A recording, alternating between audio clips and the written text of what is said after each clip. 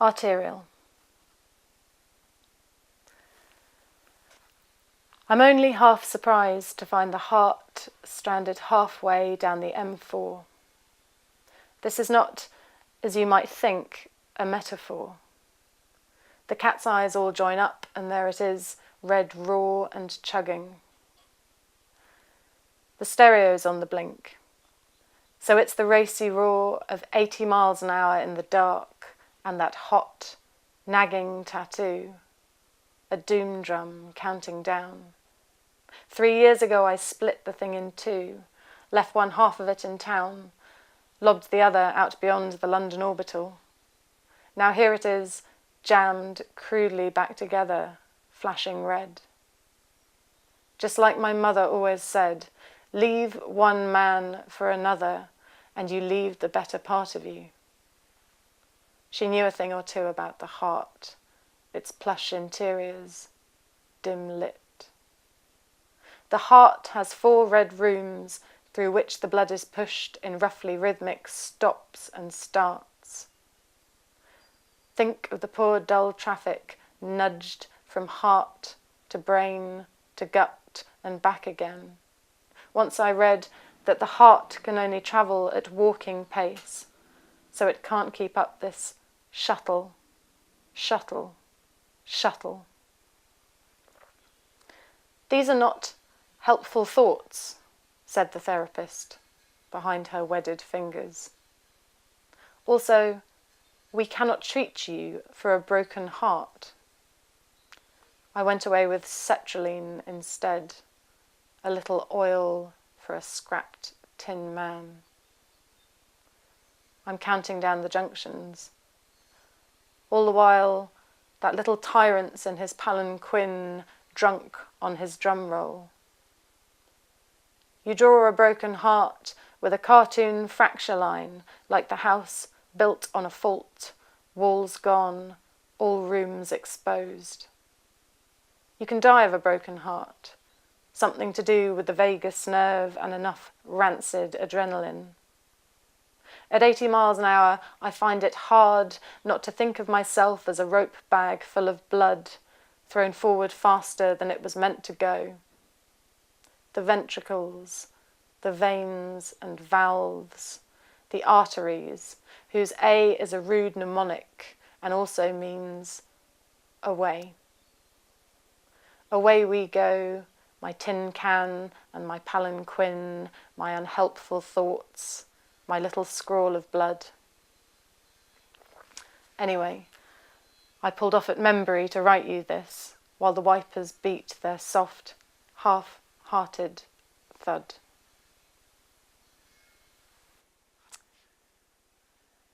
The man who... Wow, boy, you've got some nerve. Bitten down, a sliver of live line, stuttering filament, blown, wired up all wrong, strung out and going like a strip light. Too thin, I tell you, you're too thin.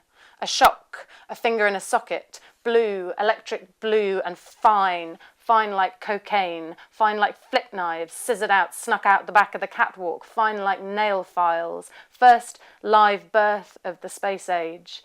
Dead in the wreckage, but always climbing out, always stepping through a door into the new, white-hot new.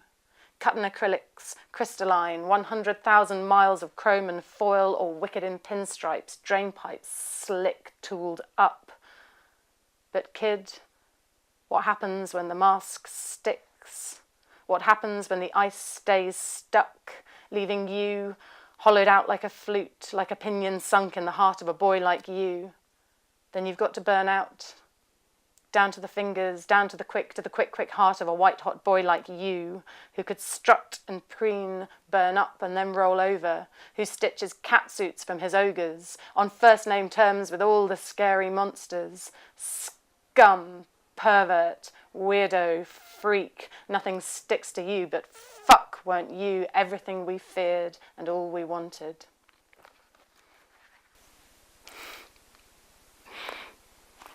This is a poem about a sexy goat. Goat. Don't fall for it. The sidelong look, that punted puck of a pupil. Goat wants nothing more than to slip a cleated mitt beneath a fuss of skirts, raise merry hell. Button up. Keep very still. Don't think about that knock-kneed, hopscotch, dapper, quick-stepped, keen, the long, tall grin. Goat means to take your shoulder as a bit between his teeth, skip in and out like nifty ribbon work. Call him stickpin. Call him shearshank. Don't call to him at all. But oh my girl, you will. Call it fancy. Call it whim. Call it a door opening on the slant stair to the room you didn't know was there, though you've lived here all your life. And come down with the dawn. Now you've been gone too long.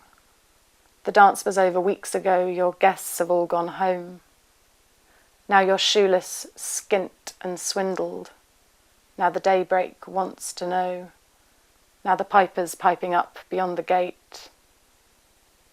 Too late, my girl, too late. This is a poem that was commissioned for an anthology of poems responding to the work of Jane Austen. And because I was given my druthers, I chose Emma. If you're not familiar with Jane Austen's Emma, she's a player of games, and in particular she loves matchmaking between her friends. However, because she's an Austenian heroine, of course, she ends up being played at her own game and realises at the very end of the novel that she's been in love with her best friend all the while. The poem has an epigraph which comes from the very end of the book, which is, seldom, very seldom, does complete truth belong to any human disclosure. Emma, you're a gamer. Emma, you're a gamer. Backgammon, anagrams, the matches and the banter. You're a natural. Serve and volley, back and forth in argument, the provocation, the resolve, those little zigzags of embarrassment, 100 different ways of being in love. Emma, you're a dreamer. You're a strategist, a schemer, the metagame of manners, all those formal misdemeanours, the compliments, charades. Emma, you're a charmer. You're a looper and a reeler. The surliest grammarian would melt to see you dance. Emma, you're a gamer. Who knows better than the dealer the hazards and the chances, the advantage of a match, the rick-rack interlock of suit and fortune? Oh, Emma, it's a screamer. All the riddles, the enigmas, the courtship in a sonnet, the conundrums on the hill. Yes, he's frank, but is he candid? Someone blundered, someone's bluffing, and someone slipped a joker in the pack. The letters on the table rearranged to name your error. Emma, you're a goner. Don't you know you've met your match? Emma, that's amore. So it goes, same old story. The word you didn't know, the trick you had to miss. The hint that every night has sat and stared you in the face while you punted little sallies to and fro. Give it up now, little ego. There's a prize for second place. And Emma, you're an amateur. You're up against a pro.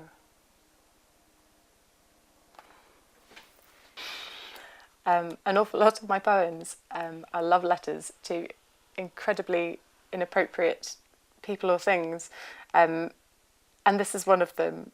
It's addressed to the Jack of Hearts, the playing card.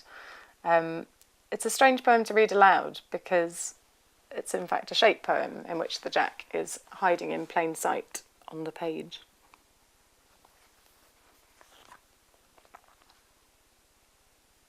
Jack.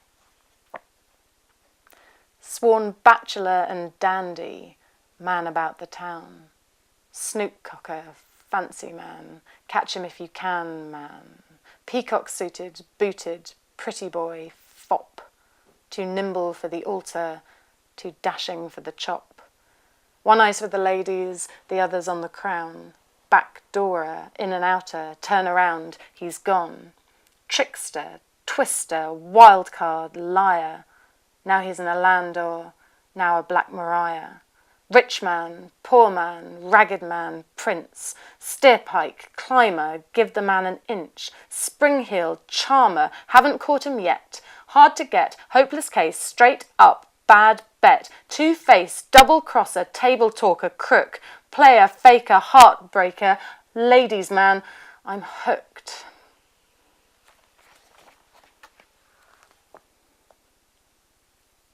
The Lemuries. Something is digging the stuffing from the old red plush of the seat behind you in the darkened theatre.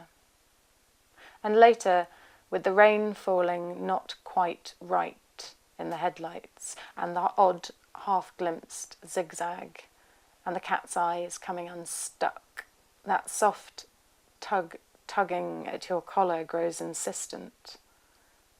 They are still here. Still here with their quick fingers and luminous eyes, their spook faces, their fingers hooked like questions. You meet them halfway, know them from halfway places.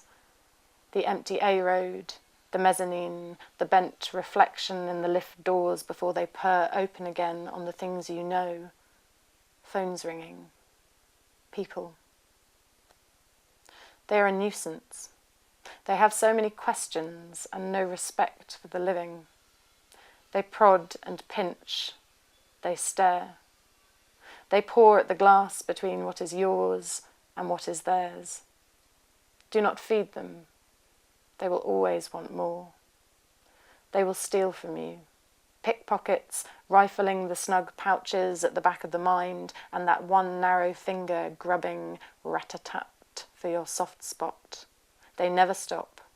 They belong to you, and they will wait for you.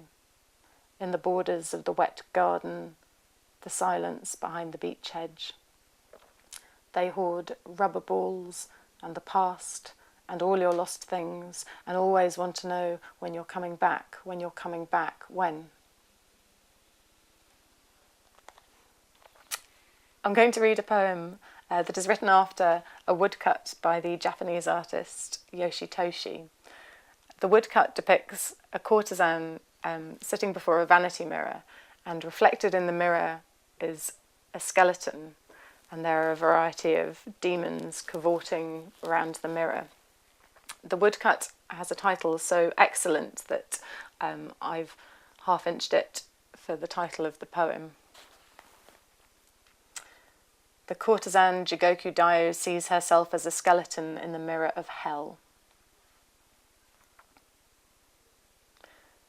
A dead body seems a thing apart from you. So says my friend who has a thing for skeletons. But here's that bony maniac again, grinning from the mirror. Slender key without a lock, a speaking clock that will not speak. Who brings me this assemblage of hairpins? The spivs are on an off day from the pit. They're wearing their best bowlers and peering round the frame, all knuckles, knees and elbows. They've come to listen in. They want to hear the exit tune the soul plays when it's plucked from living tissue. But I won't be obliging them today. The body learns the leitmotif the mind will not admit.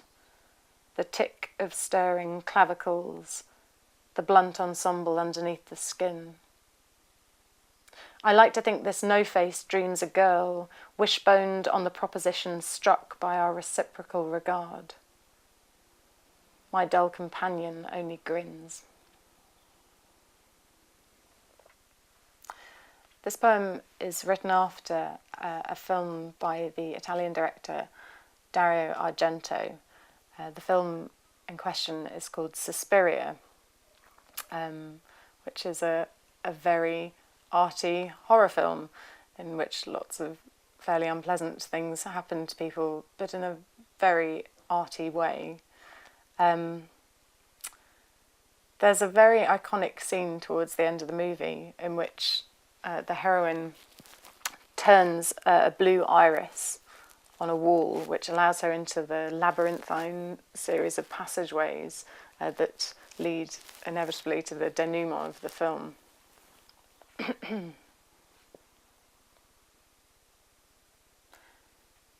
Turn the blue iris. Part the velvet drapes and step within, the curving path that marks the curling way to the interiora. Yes, the place is plush. This species of disgust is villiform. Run your hands along the painted lilacs, pendant and convolvular, like viscera, like that which should stay hidden. A vortex of desire and revulsion that twists you closer, closer to the bedroom and its camera obscura, that dark chamber of the cora and the pinhole peeping in. A mirror finishes the trick, throws your image on a screen. Now something opens like a flower, spreading outwards like a sin. The puncture in the pillow, the pinprick on the pad, that beady blot you couldn't hide that darkened to a stain. Your, what's that word? Exposed on celluloid. I was completely in love with Maura Dooley. I mean, really, I used to copy her poems out and give them to people. I probably shouldn't say that, sorry. I used to copy her poems out and give them to people. And I think I based a lot of my expectations of adult relationships on what I read in Maura's poems. So between Maura and Elizabeth Garrett, I've wanted to be published by Bloodaxe since I was 14 years old. It's been my dream. It's been my dream. And that's quite a long time since I was 14 years old.